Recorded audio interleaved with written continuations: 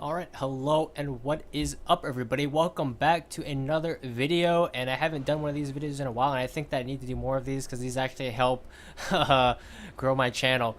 My How to Beat Team Liquid at TI series is more niche, and I think it's really interesting, and I think it's good content. I'm getting better and better at doing those replay analysis as well, but I think these are the videos that you guys actually want to see, right? So I know that a lot of you are lower MMR that are most likely watching this.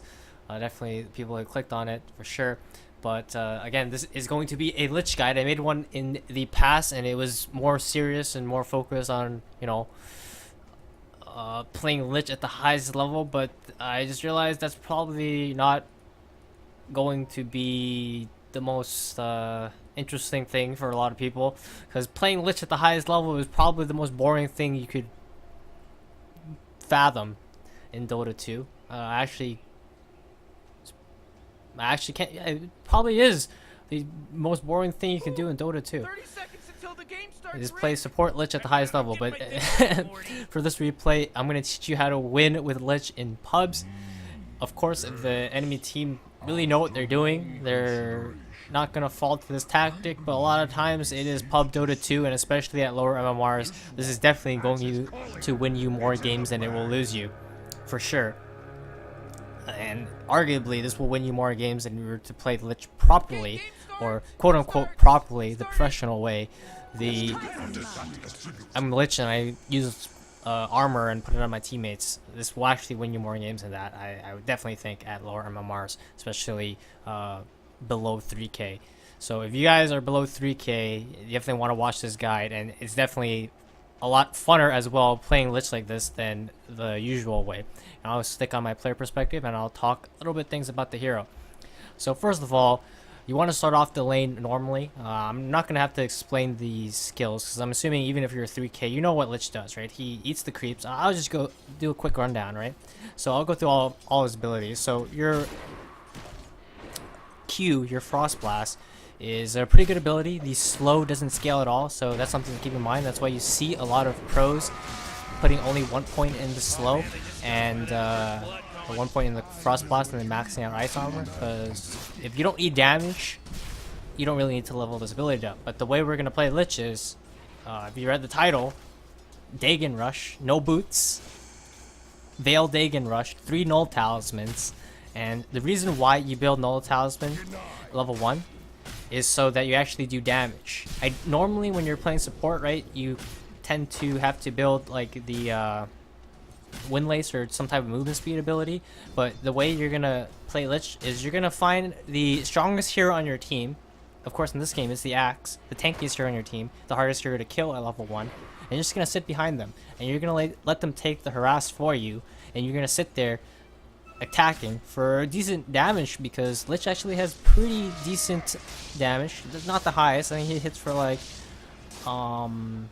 50 something, but most of his damage level 1, all of his damage level 1 is from auto attacks, and that's why you go for the Null Talisman.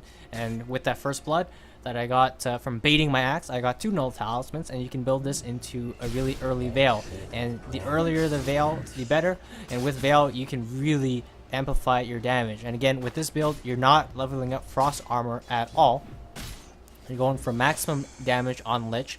And one thing to note about your sacrifice is you always want to sacrifice the range creep if you can afford to, but since I'm spending a lot of mana, you actually have to eat melee creeps at some point. So this is how I look at it. If you actually get too low on mana that you won't have abilities to cast anymore, you don't want to eat the range creep until you get level 2 sacrifice. So if you're still stuck at level 1 sacrifice and you want to have an impact in the lane, you ideally will eat a melee creep. But otherwise, if you're still good at mana, you can eat the ranged. And that's one thing to keep in mind with level 1 sacrifice. With level 2 sacrifice, you pretty much can eat the range creep every time. And the difference between the range creep and the melee creep is the range creep will give you more experience. So you always want to eat the range creep if you can afford to. But since the range creep has less HP than the melee creep, it will give you less mana, because the sacrifice is based off of how much HP the creep has, right? How much health.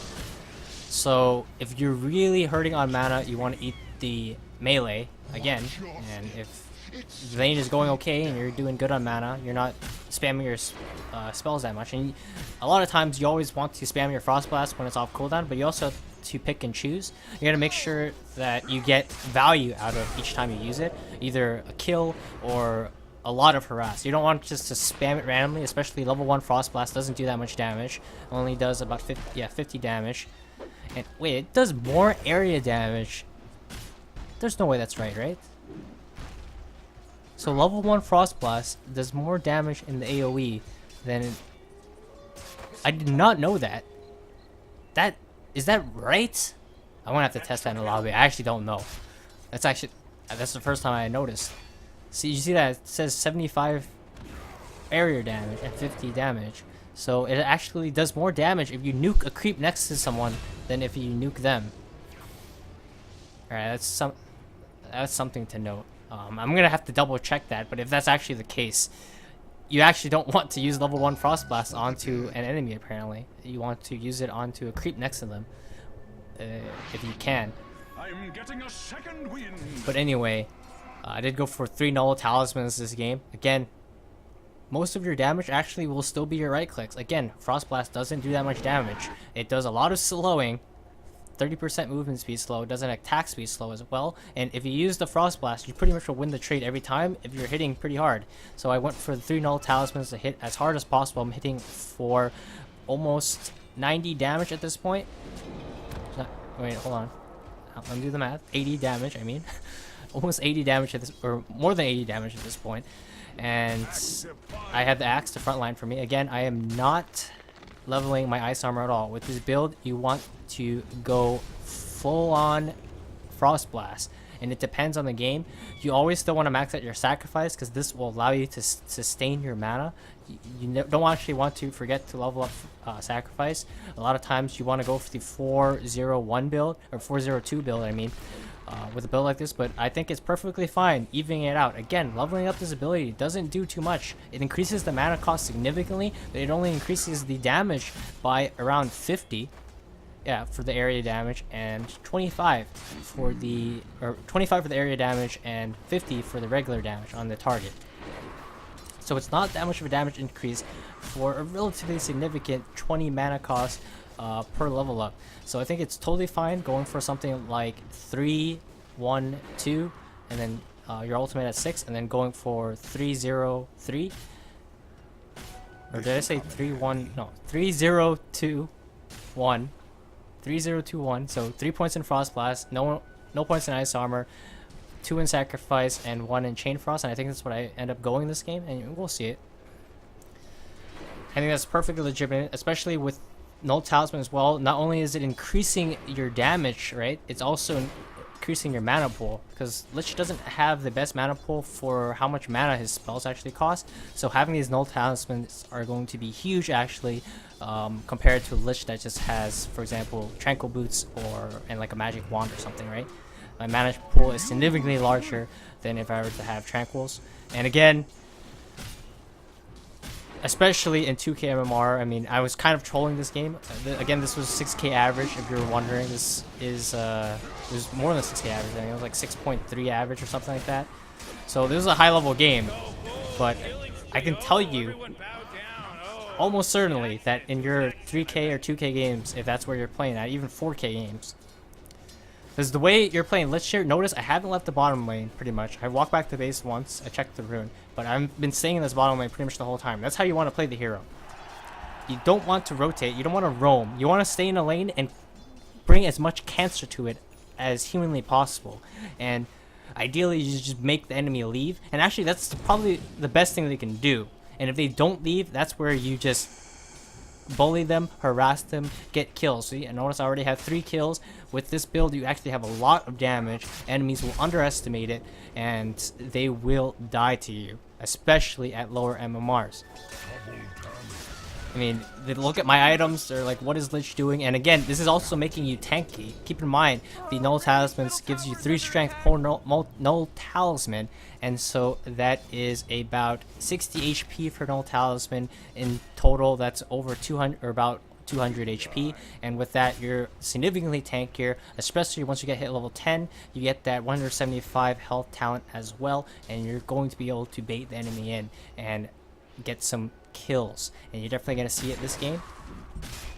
So I talked about pretty much the early game. You saw it play out here as we're on my player perspective. Now, what happens? How do you transition? What happens when you build Dagon? Notice this is what I do as well. I accidentally misclicked the last null talisman. You could also backpack your null talismans and then use the sacrifice. That gives you a little bit more efficiency. Does force you to definitely, I want to say micro, but I mean, you don't have to think about it every time, but it's pretty easy to keep track of, and definitely you can get a little bit more mana out of that. So it's something that you could also do to be a little bit more efficient. It doesn't really make that much of a difference, but especially if you're eating range creeps, keep in mind you want to eat the range creeps. I've seen people do this wrong a lot. Level 1 sacrifice, you can get away with eating the melee, but level 2 sacrifice and up, you always want to eat the range creep. You'll get enough mana as long as you're not wasting it, and you'll be able to also get the experience that you get from eating the range creep, which is 90 experience, and it'll be shared between you and your lane partner if you're eating it next to them. But if you're sacrificing the range creep alone, you're getting 90 experience, and that's a lot. So that's a big thing. Always use sacrifice on the range creep, and if you're not doing that, you're playing the Lich wrong. And I say that's the major thing, honestly. And now with this build, I have the Veil recipe. I'm going straight for the Veil. I've completely brought cancers to the bottom lane. I did end up dying there, but I got a kill before dying, and I'll have a pretty early Veil. My axe will go to the jungle at this point, and again, I'm just staying in this lane, doing my thing, getting my experience.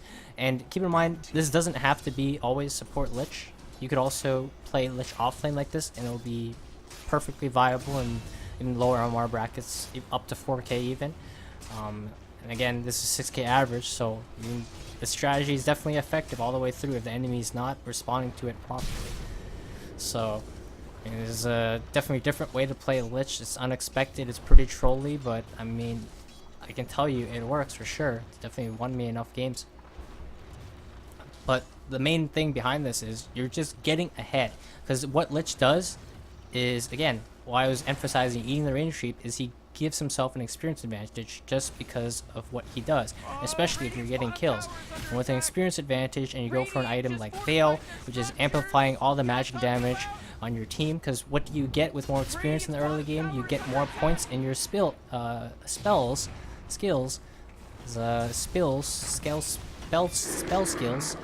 but with more points in your skills, you will have more damage on your skills, and then you have the Veil to amplify the damage even further, and as a result, you're going to be able to wipe the floor with enemy team. As you see, I'm level 7. That's comparable to the enemy offlaner. Actually, this Storm is really high level for some reason, but yeah, that's comparable to enemy offlaner and enemy carry, and I am the 4th position Lich, and I have a Veil. No boots, keep in mind. And again, the reason why I don't go for boots is I'm not being mobile at all. Why do we need boots if I'm not leaving the bottom lane, right? Unless I really need it for some reason, otherwise I will just die by the enemy heroes. I don't need it. I'm going for maximum efficiency, and I mean, I could probably buy boots at some point in this game, but I was just not taking this game too seriously. And this is also fun. You're not taking your pubs too seriously. I can say you can do this. You can BM all you want. You can have some fun, and it's gonna win you more games than you lose, especially at the lower MMRs. If you're 2K and 3K, you play Lich like this, you're gonna just rake in that free MMR for sure. And I would advise you to do this as much as possible. If you want to get the MMR, it's not gonna make you a better player, honestly, but it'll definitely teach you some things about lane mechanics, how to push your advantage and things like that. But I mean, it's Lich. He's a hero. It's a thing. But definitely, if you're 2K, 3K, you're interested in memeing your enemy team, you see here the sick Chain Frost double kill. I'm gonna hit him with a question mark. You actually can't see my all chat this game. I gotta turn my Oh man, what? Get up on out of here, cause Radiant just fortified unmute my chat real quick here so you can see. But anyway, I think I've covered the basics of laning stage. You notice now I have 403. Again, I want to max out the sacrifice so that I can eat range creeps as often as possible to improve my experience gain. Again, you get 90 experience every time you're using sacrifice on a range creep, and something you could even do is you eat a range creep in a middle lane or the mid lane and then walk to one of the side lanes, and your sacrifice will be up again, so you can actually eat 2 range creeps every single creep wave and you get away with it. And now with the Veil, notice I was able to do a ton of damage there to the Storm, and I think it was the whatever other hero that was. This Storm? There's 2 heroes there. Now, at this point, I'm going for Dagon, and you're maxing out Dagon. At this point, you already have the Veil to amplify your magic damage. You already do a pretty decent amount of magic damage, 200 and 150 AoE with the Frost Blast, and then Chain Frost does a ton of damage, of course, if you get the good bounces. And with the Veil, the Dagon, Frost Blast, and the Chain Frost, you're going to be insanely strong nuker. Fortunately, with no boots, I get caught out here, but works out at the end of the day, I'm pretty sure. So we're going to skip through the replay to when I get the Dagon. So it is about 20 minutes in the game now. I'm starting to level up the ice armor because, I mean, of course, I have nothing else to level. Remember, at level 10, you want to go for the health talent that will help you be tankier. And again, the way you want to play Lich is, I'm going to tell you pretty much straight up facts on how to get good Chain Frost. You want to bait your enemy team in. You don't want to Chain Frost too early, right? Ideally, you don't actually initiate onto them unless you have a really good hero such as Enigma, Axe, Magnus that kind of makes the enemy group up, right? Or like a Darkseer or something like that that makes them all stand next to each other. But if you don't have one of those heroes, I happen to have one in this game, which does help me out and is the reason why I went 15 and 4 at the end of this game. But if you don't have one of those heroes, you want to wait for the enemy to come to you. So I think there's a couple scenarios where that happened. I actually went a little bit too far ahead. Let's see. Alright, here. And we'll check it out here. And watch what happens here in the bottom lane. So I'm still farming, I'm doing my own thing. I'm sticking in the lane. And again, I know my team was pretty far ahead this game, so I could afford to do this. But this is pretty common in below 3k or 3k level Dota, where a lot of times, even as a support, you just find time to farm. And I think that's what a lot of lower MMR support players get wrong, is they just don't farm at all. Because they think that it's something wrong, something that you shouldn't do as a support. But I mean, you have to realize, if you look at how Yapstar plays Rubik, for example, he farms a lot on Rubik, and that's just because his team is giving him the opportunity to farm. And a lot of times, in lower MMR, your team is giving you the opportunity to farm because they're just not farming the right spots. So if there's a huge creep wave in the side lane, the enemy team is not ganking you, or they don't have the heroes to gank you, or if the heroes can gank you, as you see here, and you have the ability to kill them, as I do here, why not? Why not farm? Alright, sometimes you just pause the game as well and hit him with a question mark. But I mean, the answer to that, why not farm? If you're like a super low level support, you can't do anything, then you can't farm. But if you get that far ahead, I mean, I didn't buy any of the wards this game, but I could have been buying the wards, and I still would have been able to get my item progression up. Of course, I wouldn't have as fast of a Dagon, but I mean, you can still get your items up, especially in lower MMRs where enemy teams are fighting more. I think the enemy team did a good job of like avoiding fights and taking good fights themselves, and ended up dying to the storm here, I think. Oh, never mind. Remember, TP scroll saves lives, guys. But you can see like how strong you can be with Lich, especially with that level 10 talent, right? I was super tanky. They couldn't kill me with the Timber and the Treant. The reason is because, I mean, Treant lacks damage as a support, and the Timber Saw had a pretty bad lane. But in addition, I was super high level. Of course, I was tanky with my 3 null talismans, or my Veil and 1 null talisman at that point. And even then, they couldn't kill me. Got the good Chain Frost. Keep in mind, that's when you are the strongest on Lich, is when you're playing against a lot of melee heroes that need to get right in your face, and if they commit to you or commit to one of your teammates, you come in there with the Chain of Frost and they pretty much can't avoid it. The slow is pretty big, and your slow stack as well with the Frost Blast and the Chain Frost slow, so at that point they're kind of stuck and they'll get a lot of damage done to them before they can split up and avoid the Chain Frost entirely. And as of now, I have the Dagon, and you only get strong at that point. And once you get the Dagon, you pretty much can burst heroes for the most part. A lot of times, heroes are not going to buy BKB early on, and especially in lower MMRs, they're not going to do that. So this is what you want to go. Dagon, Dagon 2, Dagon 3, Dagon 4, max out the Dagon. Again, do you really need boots? So I'm playing mostly by myself here, but if you don't have the option to do that in your game, you want to sit behind one of your cores and just like wait for them to die. You want to find the guy that is most vulnerable, the guy that is feeding the most on your team, and you want to make use of him to get kills for yourself, right? You could ping the guy and flame him for feeding, or you can sit behind him with a Chain Frost, and even if he does feed, you kill all of the enemies in return, and who cares? You got the kills. Your feeder maybe died, but he was gonna die anyway, so might as well get something out of it, right? I think that's a perfectly legitimate strategy, and if I had a feeder in my team, I would do that, but I mean, I didn't. I mean, my Axe was playing pretty well. I mean, he had a lot of deaths, but I mean, technically he was feeding, but you know, I'm still playing by myself because I feel confident that I'm tanky enough that if they go on me, they're not going to be able to kill me, and I can turn around, unless it's all 5 of them. As you saw, even the Storm went on me, and he couldn't kill me, and I'm just using Ice Armor to buff up myself. I'm improving my farm. Lich is actually a pretty fast farmer. I would say fast farmer, but he's able to push out the waves fairly well. Once you get the level 15 talent, talking about the level 15 talent, you go for the Frost Blast cooldown.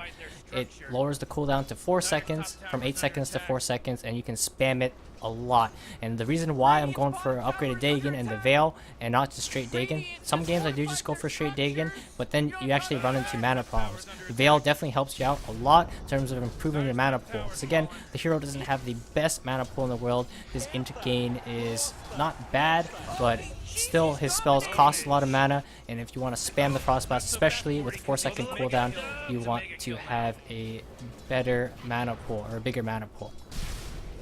Notice here, I'm just pushing out the waves, I'm farming up Dagons, and again, I wasn't taking this game fully seriously, but you can see this build pays off at the end of the day, as I was able to even kill the Storm Spirit pretty much solo, or not solo, but with a little bit of help from my teammates. So let's go on and check out. Oh, that was I have a bigger Dagon here. I have Dagon 2 already. Did I get a kill there? I don't know, but let's just continue watching. So again, I've covered laning stage, the mid game. You really want to sit behind one of your teammates. Again, in this game, I sat by myself. But in your games, most likely you want to sit behind someone like an Axe, or doesn't matter what. Find the person most prone to feeding on your team and go sit behind them. You know, try to stay out of vision if you really want to. But if you also want to farm, you could also be by yourself. As long as you recognize that the enemy can't kill you just by themselves, or with 2 people or 3 people even, because Lich actually gets pretty tanky with his level 10 talent. As you saw what happened in the bottom lane, they tried to gank him with the Timber and the Tree Ant, and I was able to just kill one of them and get away just fine. You notice here, Storm Spirit gets hit by a call. I actually didn't get to use my Dagon 3 there, but you'll see it in full effect later on. And keep in mind that Lich actually accelerates really fast in terms of experience gain if the game is just, you know, going passively, because every time you can eat the range creep, that's 90 experience every time you use it. Just when you're the only one there, it will be shared when you are next to a teammate. And level 4 Frost Blast also one-shots the range creep. That's something to know as well. Does that allow you to push the wave? Because if you're eating your range creep and their range creep survives, the wave will actually push towards you, and you actually want to be able to push out the waves later on in the game, just because that's something you want to do in Dota. It's kind of an advanced concept for this video, and I'm not going to get too deep into that, but ideally if you eat your own range creep, you want to nuke the enemy range creep to kill theirs, so the wave is at least even, and then you send in a couple auto attacks as well. But with level 3, it will take 1 auto attack and a Frost Blast. So I actually don't know what the Storm is doing here. didn't get to use my Dagon again. We'll see it into full effect here. So again, this is a case where I used Chain Frost a little bit early. I thought that Timber would chain away to his teammate, but you saw I did enough damage with the Dagon that it didn't matter. And when you run out of mana, you actually want to fight around creep waves with Lich. Fortunately, I do run out of mana here, so I'm just stuck to right-clicking, but it doesn't matter. They didn't have the Storm Spirit, so they're losing anyway. And one thing to note is you actually don't want to eat your Catapult if you're planning on pushing. That's something that's really important. Notice I avoid eating it here, even though it would probably be the best target to use Sacrifice on, but instead I use it on a melee creep. The Catapult actually gives you 88 experience, almost as much as a range creep, which gives you 90, and it gives you a lot of mana. I think the most mana because of the health increase onto the siege creep. But the reason why you don't want to eat it when you're pushing is because siege creep does a ton of damage to towers. And if you like eat it during a push or something like that, it actually significantly slows down your push. You can eat it like after the push, but you don't want to use sacrifice on it during a push unless like there's nothing else there and you really need the mana to get like a kill or something. I think in that case it would be worth it. But if like you're just pushing casually and you're missing mana, don't eat the siege creep, please. And I think the 5-minute siege creep, normally you could always eat that because Lich doesn't really get in a position where you could ever push the tower at 5 minutes unless you have like a Nature's Prophet or something in your lane. And if that's not the scenario, I mean, just eat the siege creep at level 5 or at 5 minutes every time because it gives you a lot more mana than the range creep and almost as much as experience. And you can see here, I think this is where Dagon comes into effect. And I don't think it really mattered, but you can see the power of the Dagon for Lich. No boots. Who needs boots? And I mean, right now I'm an insane nuker, and that's what you're gonna do. Again, there's a lot of other item builds you can go. You don't always have to go Dagon, but this is the build I like to go in. It's fun, it's entertaining. You get far ahead in terms of experience, and you get far ahead in terms of map control, and then you buy Dagon, and then you zap your enemies. Other builds you can go, of course, is Aghanims. It's actually really good against heroes like Nepo. I don't know how popular that hero is, but have you ever seen Nepo, or like a hero that has like a bunch of illusions or like things for your Chain Frost to bounce? It increases the Chain Frost bounce speed, it increases the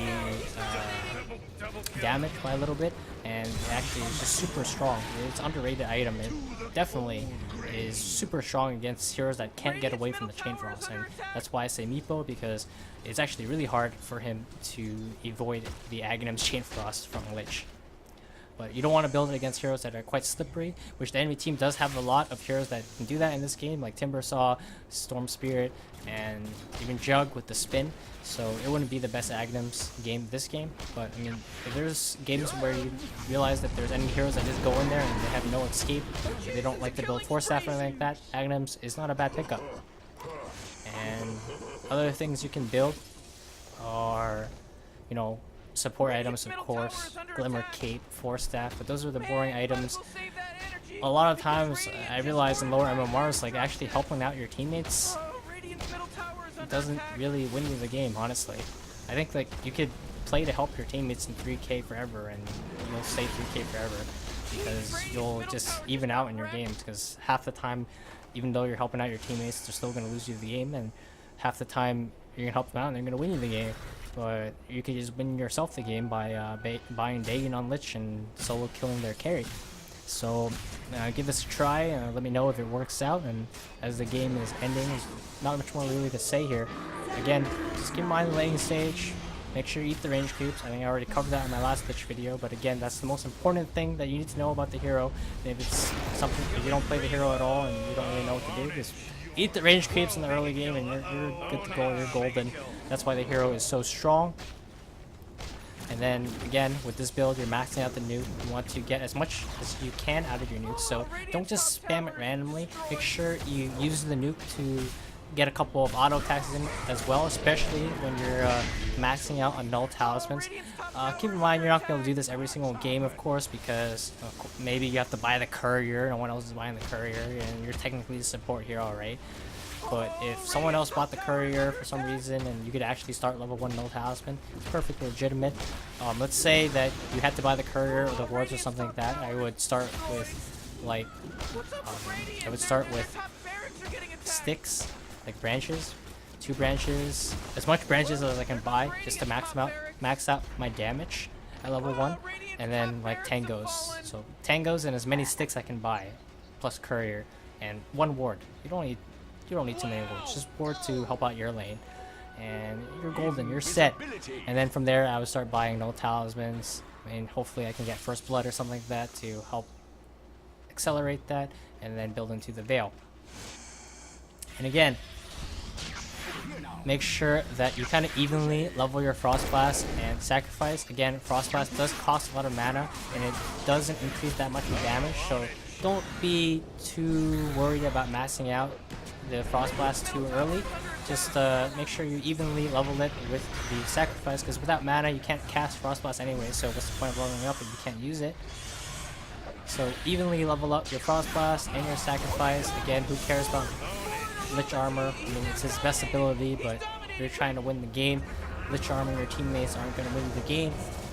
Again, if you're trying to play Lich seriously, if you want to know how to play Lich like a pro, this is not the video to watch. This is not the build to go. But if you're trying to have fun playing Lich while gaining MMR, this is definitely something you want to do and try out. I can say it definitely will win you more games than it will lose you at lower MMR. I can guarantee you that. And if it doesn't, for whatever reason, let me know in the comment section below, and I'll actually coach you, because you're definitely doing something wrong. So anyway, the video is going to end out here. We're pretty much winning the game, and there's not much more to see from this replay. I think there's not much more I can say about this build. Again, I have the items here. It is Veil. It is Dagon 5. The next item after that is up to you. I built the Atos after this, but I didn't even get to use it. So I mean, it could be Hex. You can buy E-Blade. Who knows? Blink Dagger, Aghanims, anything. Have fun. And I'll see you all in the next one. This is how to win with Lich, no boots, Dagon 5, 15 and 4. Actually, let's watch it to the end. Let's see those last 3 kills that I get. I think it's pretty sick here. But again, if you guys enjoyed this video, make sure you leave a like down below. And make sure you subscribe as well if you like this type of content. I'll try to make more of these videos. It's kind of hard for me to come up with these ideas, as, I mean, I was literally just trolling, and that's how I came up with this idea on Lich. But, you know, I realized it was actually legitimate, and could actually win people games, so I decided to make a video. You see the Dagon, you see the Chain Frost, and I get 1 more kill in this game. Let's see. Where's the kill here? Go for the double Void Stones just for the mana regen. So there's no creeps nearby to eat. But yeah, if you have any video suggestions, actually, make sure you leave it down below as well, because that's much appreciated. I mean, if it's a video I can make, I definitely be considering making it. But I think this video is a good video for you guys to watch. If you're wondering, what do you do if you're playing support at low MMR? How do you win? How do you support my teammates? I think that's a question that a lot of people ask, and you really need to play support when you play Lich. Again, this is not the best replay to watch if you're actually having to play like full support, because I didn't buy a single ward this game, I'm pretty sure. But you definitely can eat some wards in there when needed, and when your team is really asking for them. Again, just make sure you ward. When you're playing support at low MMR, I don't recommend you to go full support, because that's not going to win you the game. You need to support to a certain extent. You gotta, I mean, if no one else is buying wards, buy the wards, place them in good spots. I can make a video on that later on, but you gotta make sure you get farm for yourself. If there's farm to be had for yourself, which there will be, I can guarantee you that in a lot of scenarios, especially if you start out already ahead, right?